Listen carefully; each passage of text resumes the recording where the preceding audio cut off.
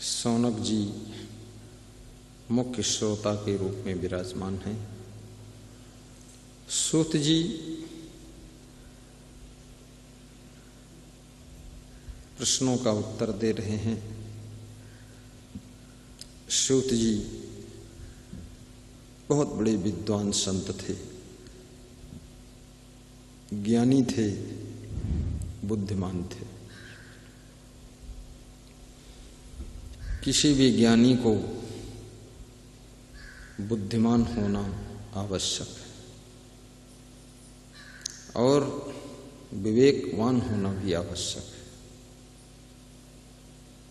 ज्ञानी को चरित्रवान, गुणवान होने की बहुत बड़ी आवश्यकता है। चरित्र के बिना ज्ञान ऐसे होता है जैसे शरीर बहुत सुंदर हो, शरीर में जान न हो तो शरीर कोई काम का नहीं है। चरित्र ज्ञान की जान है। विवेक ज्ञान का प्रकाश है और गुण ये ज्ञान का फल देने वाला तत्व है। इसलिए ज्ञानी को गुणवान भी होना चाहिए। जो ज्ञानी गुणज्ञ नहीं है वो ज्ञान केवल मुख से कथन करता है, लेकिन उसको स्वयं भी शांति नहीं मिलती। इसलिए कितने लोगों को आपने देखा होगा, आत्मा और परमात्मा की बातें तो सुनाते हैं, लेकिन स्वयं बहुत दुख द्वंद्व में उलझे रहते हैं। उनकी जिंदगी के व्यवहारिक पार्ट को देखोगे, न उनको चलने की शऊर है, न बैठने का तौर तरीका है, न बात करने का कोई अंदाज है, न मन में निर्मलता है। बस खाली मुंह से रटी रटाई ज्ञान की बातें कर देते हैं। कबीर साहब कहते हैं, ज्ञान में ठोसता रहनी और गहनी से आती है। और ज्ञान के ये पार्ट हैं। पहला पार्ट ज्ञान का है कथनी, ज्ञान का कथन भी करना चाहिए।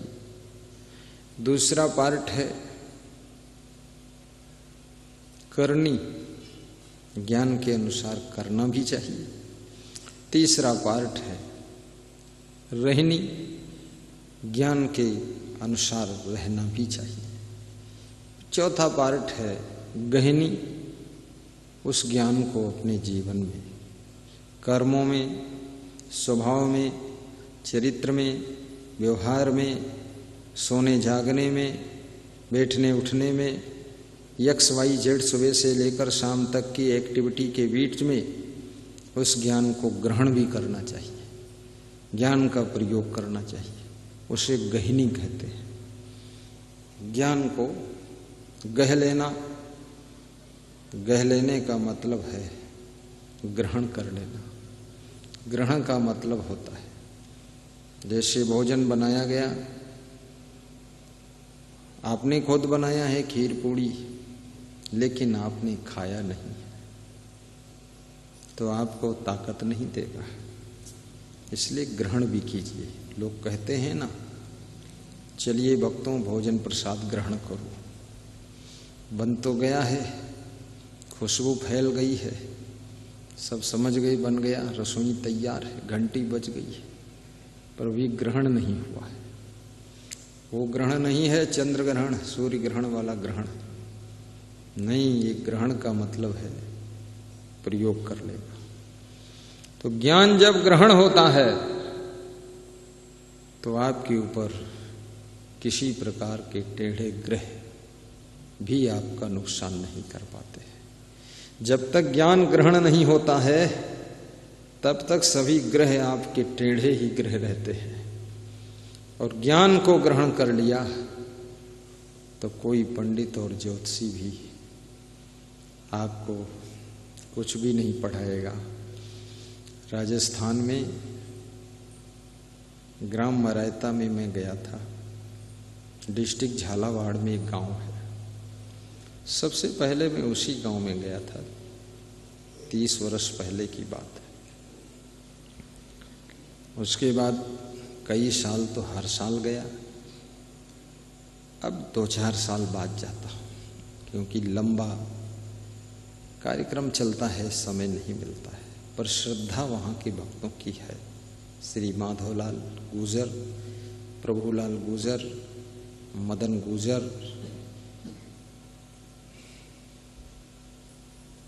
कन्हैयालाल नागर, भैरूलाल नागर, ये सब वहाँ के भक्त हैं। जगन्नाथ गुजर, और बड़ी आस्था रखते हैं। मुझे याद है 30 साल पहले वे मूंगफली फोड़कर भूनकर हमें ऐसे हाथ पर देते थे, हम खा लेते थे। कटोरी उटोरी का लफड़ा नहीं था। वो आते हैं, कभी आंसू आ जाते हैं उनके। मेरी मंडली जब पहली बार उनके यहाँ पहुंची तो श्री मदनलाल गुजर प्रिंसिपल थे स्कूल के। प्रिंसिपल डिसिप्लिन तो होता ही। तो इस संत मंडली में अनुशासन देखा, डिसिप्लिन और क्लीन। तो उन्होंने कहा कि योर डिसिप्लिन, संत मंडली एंड सेल्फ लाइफ, इंग्लिश बोलते थे। तो मैंने कहा, श्री मदन लाल जी, आपके यहाँ तो बहुत संत मंडली आती है, आप मुझे क्यों कह रहे हैं योर डिसिप्लिन संत मंडली, वेरी ब्यूटीफुल मैनेजमेंट। तो बोले, हमारे यहाँ जितने कबीर पंथ पारक सिद्धांत के संत हैं सभी आए हैं, आते ही। गुरुदेव, जो अनुशासन आपके संतों में है, इनमें समझदारी दिखी है। आदमी तुम्हारे चेहरे से प्रभावित नहीं हो सकता है। ये चमकते दमकते कपड़े पहन करके तुम किसी को इंप्रेसिव नहीं कर सकते हो। आदमी तुम्हारी पगड़ी से भी प्रभावित नहीं हो सकता है। याद रखना, आदमी तुम्हारी जिंदगी के बैठने उठने के ढंग से, खाने पीने के तौर अंदाज से, आदमी तुम्हारी रहनी गहनी से और तुम्हारे नियंत्रण से और तुम्हारे अनुशासन में रहने से वो उसके गहरे हृदय पर प्रभाव पड़ता है और वो व्यक्ति तुम्हारा दीवाना हो जाता है। अनुशासन का अर्थ ये भी नहीं है कि मौनी बाबा बन करके मुंह फुलाकर बैठे रहो, ये अनुशासन। अरे ये कोढ़ियापना है, कोढ़ी बैठा है चुप्पे। अनुशासन का मतलब है खाते समय भी अनुशासन होना चाहिए। इधर उधर भोजन मत गिराइए, तादाद से ज़्यादा मत लीजिए, फेंकने के लिए मत जाइए, जितनी भूख उतना लीजिए। स्नान के समय जितना जरूरत उतना पानी खर्च कीजिए, जितनी जरूरत उतनी साबुन खर्च कीजिए। साबुन प्रयोग के बाद पानी में मत डालिए, यथास्थान रखिए। तुम्हारे एक एक कदम से तुम्हारी जिंदगी पढ़ी जा रही है, तुमको शायद पता नहीं है। लोग फोटो देखकर शादी करते हैं, बाद को बहुत चिल्लाते हैं। फोटो देखकर किसी की जिंदगी को तुम नहीं समझ सकते हो। फोटो तो नकली भी बनाए जाते हैं, स्टूडियो में सेट किए जाते हैं, फोटो में चमक दमक डाली जाती है। फोटो में बहुत धोखा हो सकता है, इसलिए रूबरू देखिए। और रूबरू देख करके भी उसके चमड़े को तुम पहचान सकते हो, उसके कपड़ों को देख सकते हो। उसको समझने के लिए 10-20 दिन उसके साथ में थोड़ा गुजारना पड़ेगा, फिर पता चलेगा ये सीता है कि सुपर्णखा है कि ताड़ू का बुआ है, ये है कौन। उसके पाले पड़ोगे, झेल पाओगे कि नहीं। ज़्यादा जल्दबाजी मत कीजिए, गरगाफ मत कीजिए अपने मन को। जल्दीबाजी में शादी करके फंस जाओगे, आबादी तो होगी नहीं, बर्बादी जरूर होगी। इसलिए सोच समझ करके काम कीजिए। और अनुशासन जिस व्यक्ति में नहीं है, वो कितना बड़ा विद्वान हो, सब पुस्तकें रट रटा करके कुछ भी कर लिया हो, गाड़ी से चलता हो, एरोप्लेन से उड़ता हो, नो डिसिप्लिन लाइफ जिसका है, वो व्यक्ति जिंदगी में किसी भी विशेष ऊंचाई को नहीं छू सकता है। चाहे आप गृहस्थ आश्रम में हो, चाहे नेतागिरी में हो, चाहे आप ऑफिसर रैंक में हो और चाहे आप कर्मचारी रैंक में हो, चाहे ब्रह्मचारी रैंक में हो, चाहे साधु साधना की रैंक में हो, चाहे आश्रम के मठाधीश हो, यदि आपको बहुत आगे बढ़ना है, ऊंचे जाना है और बहुत विकास करना है, तो आप कुछ मत करिए, बस एक काम करिए, अपने आप को कंट्रोल कीजिए, अपने आप को संयम की डोरी में बांधिए। देखिए आपके लिए सब क्या है, जो है सो है। आस्था है तो बंद द्वार भी रास्ता बन जाता है, और आस्था नहीं है तो खुला द्वार भी बंद ताला लग जाता है। इसलिए आस्था पैदा कीजिए तो नया रास्ता निकल आएगा। तो वहां मैं गया था, वहां एक ज्योतिषी मिला हुआ था। ज्योतिषी कौन मिला? बैठा था, अधबुड़ था, यानी आधा बूढ़ा आधा जवान, अद्धेड़। अद्धेड़ होता ना, अद्धेड़ का मतलब आधा आधा, आधा आधा मतलब आधा जवान है आधा बूढ़ा है। आधा आधा का मतलब ये नहीं कि एक टांग जवान है दूसरी टांग बूढ़ी है, नहीं, पूरा शरीर आधा आधा हाँ, सही अर्थ लगा लेना, उसमें टुकड़े मत करना। तो वो मुझे देखकर बोला, ज्योतिषी था। देखिए ज्योतिषी तो हम मानते नहीं, लेकिन फिर भी वो बोला आप राजकुमार जैसे रहते हो। तो हमने कहा हम तो साधु संत हैं, वो झोला लाद के पैदल चलता हूं। बोले ऐसा हो नहीं सकता है, एक दिन ऐसा आने वाला है, या तो गाड़ी में रहोगे या आश्रम में रहोगे। आपकी रेखा बता रही मस्तक रेखा। मस्तक रेखा मैंने भी नहीं पढ़ा था, तो हमने कहा मस्तक रेखा पढ़ना सिखाओ। तो हम पढ़ें, फिर अपनी रेखा तुम्हारी भी पढ़ लें। 2-4 साधुओं को भी हमने बताया कि इसका देखो इसका देखो। एक साधु को बताइए टेंशन में रहता है, तो हमने कहा इसके न पत्नी न पतना, इसको टेंशन काहेगी? बोले इसको खुद ही की टेंशन रहती है। तो हमने कहा मूर्ख है क्या? बोले बहुत पहले से मूर्ख है। दूसरे साधु को बताया ये बहुत आलसी है, बहुत आलसी है, निकम्मा आदमी, इसको कहाँ लादे घूम रहे तुम? जितने दिन लाद लोगे, बाकी इसको रख नहीं पाओगे। तीसरे साधु को बताया कि ये वफादार है, जिंदगी भर साथ देगा आपको। चौथे साधु को बताया कि पेट्टू है, खाने पर ही ध्यान रहेगा इसका। 5वें साधु को बोला कि ये साधु वास्तव में संत, इसको संभाल के रखना। सबके बारे में बताया। मैंने कहा मेरे बारे में और बताओ। तो बोला कि आपके बारे में मैं ज़्यादा तो नहीं कह सकता हूँ, लेकिन इतना कह सकता हूँ, अभी तुम छोटे हो, 26-27 साल के, लेकिन बड़े होगे तो तुम बहुत बड़ा काम करोगे, इस पंथ के अंदर तगड़ा प्रचार करोगे, 1 नंबर पर प्रचार जाएगा तुम्हारा। तो हमने कहा मेरा तो 0 नंबर पर चल रहा है, कोई जान न पहचान, फिर भी बने महान। तो बोला समय लगेगा, थोड़ा सा धैर्य रखो। तब से वो ज्योतिषी तो मिला नहीं, लेकिन उसने लास्ट में एक बात बताई। कहा आपके अंदर जो अनुशासन है खुद के लिए और दूसरों के लिए, यही अनुशासन आपको आगे बढ़ाएगा और कोई नहीं बढ़ा सकता है। अनुशासन चुपके से बता दिया। इसलिए खुद पे भी अनुशासन रखो और दूसरों को भी अनुशासन में रखो। अनुशासन का सहज पालन जब करते हो तो उसे कहते हैं नियम का पालन। अब थोड़ा जब कठिनाई से पालन करते हो तो उसी को कहते हैं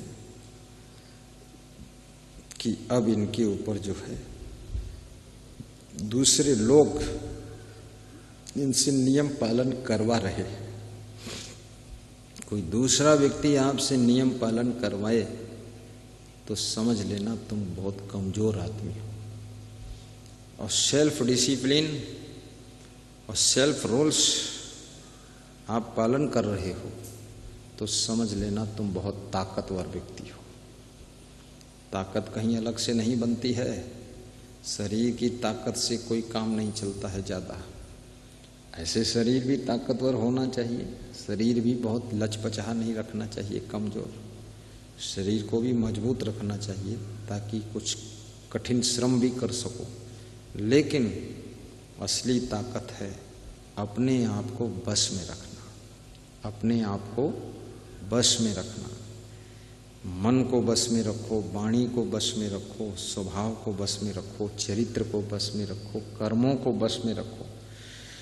जो कर्म करना चाहते हो, जो कर्म उचित है, वही कर्म तुम्हारे हाथों से होना चाहिए। तो समझ लो कर्मों पर तुम्हारा बस है। जैसा चरित्र बनाना चाहिए वैसा चरित्र ही तुम बना रहे हो, तो समझो चरित्र पर तुम्हारा नियंत्रण है। जैसा खान पान रखना चाहिए नियम के अनुसार, विचारों के अनुसार, विवेक के अनुसार, वैसा ही खान पान यदि तुम रख रहे हो तो समझ लो तुमने जो है अपनी जबान को अनुशासित कर रखा है। नहीं तो ये जिह्वा बहुत खतरनाक है। बड़े बड़े धुरंधरों को गिराती है जीभ। चुरा के लोग खाते हैं घर ही में, दूध पे से मलाई उठा के खा लेते हैं। खैर ये बहुत बड़ी चोरी नहीं है, कभी अगर आपने खाया है तो आप पाप नहीं लगेगा, क्योंकि आपके लिए ही थी। लेकिन इतना पाप है कि जूठा कर डाला है, गंदे हाथ से निकाला है, पर ऐसे नहीं खाना चाहिए।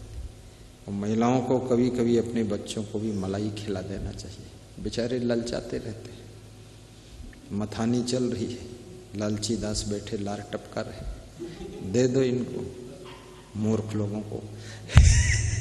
हालांकि उसी से घी उन्हीं के लिए निकाला जा रहा है, लेकिन परिणामदर्शी बुद्धि नहीं है, तो मलाई पर ही टूट पड़ेंगे। और घर की महिला हैरान है, घी नहीं निकलेगा, तो मेहमान आएंगे उनकी रोटी में क्या लगाएंगे, दाल किस घी से छौंकेंगे। द्वार की मान मर्यादा भी रखनी पड़ती है। अब घी खरीद नहीं मिलेगा 500 रुपये किलो, इसलिए इसी में काम चलाना है। घर की महिला के सामने बड़ी जिम्मेदारी है। इसलिए महिलाएं जो समझदार होती हैं वे घर में थोड़ा थोड़ा सामान छिपा कर भी रखती है, क्योंकि अचानक मेहमान आ गए रात में, दुकानें बंद हो चुकी, मार्केट बंद हो चुकी है, अब इज्जत का सवाल खड़ा हो गया।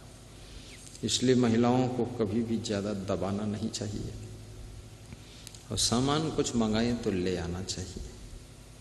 और कभी कभी परिवार के साथ भी बैठ करके पकवान बनाकर भी खाना चाहिए। बहुत कंजूस भी नहीं बनना चाहिए, कभी कभी, रोज नहीं। रोज पकवान खाने से पेट खराब हो जाता है, पकवान को हजम करना कठिन है। पूड़ी, खीर, सेवई, आलू बंडा, पकौड़ी, कचौड़ी, कूर की पूड़ी, पुआ, मालपुआ, रसपुआ, बूंदी, जलेबी, पेड़ा, बालूशाही, रसगुल्ला, ये सब कभी कभी खाना चाहिए। नाम इसलिए लेता हूँ कि आपकी ज़बान पर टेस्ट आ जाए, मिले न मिले कोई बात नहीं। हाँ, आप नाम लेता हूँ, आपके मन में होगा इसमें से कोई न कोई आइटम तो शाम तक मिलेगा ही, और मुझे भी पता नहीं मिलेगा कि नहीं मिलेगा। लेकिन जो मिले उसी में आनंद उठाइए।